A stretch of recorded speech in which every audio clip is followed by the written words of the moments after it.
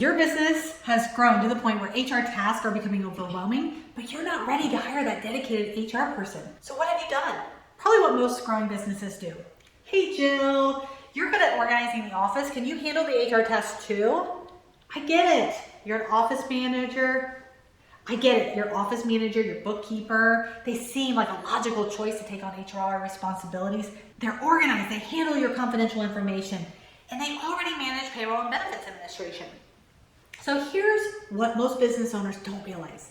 This approach is actually costing you far more than you're saving. Let me tell you about Marcus, who owns an engineering firm who grew from 6 to 22 employees in 3 years. As HR tasks mounted, he asked his incredible, capable office manager, Elaine, to handle them. Elaine was amazing at everything she did. And Marcus told me, I figured HR was just another administrative function she could add to her plate.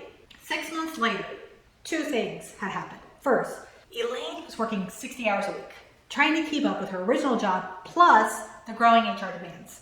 Second, the company had misclassified 3 employees as exempt when they should have been non-exempt. A mistake that cost them $37,000 in back wages and penalties when 1 employee filed a complaint.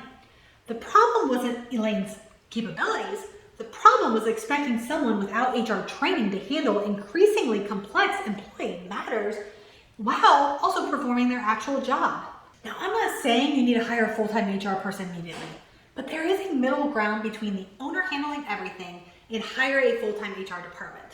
For Marcus, the solution was taking the most critical HR functions off Elaine's plate through a part-time HR consultant, creating a proper system for documentation, getting Elaine some basic HR training so she could handle routine matters confidently, and setting appropriate boundaries where HR issues require professional guidance.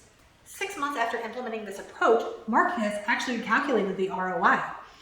Between regained productivity, reduced compliance risk, and lower turnover, he estimated a savings of $62,000 annually compared to his previous approach, while spending far less than hiring a full-time HR person. If your growing business is piling HR responsibilities onto administrative staff, consider whether the apparent cost saving is actually costing you far more than you realize. Because proper HR support isn't just an expense, it's an investment with measurable return.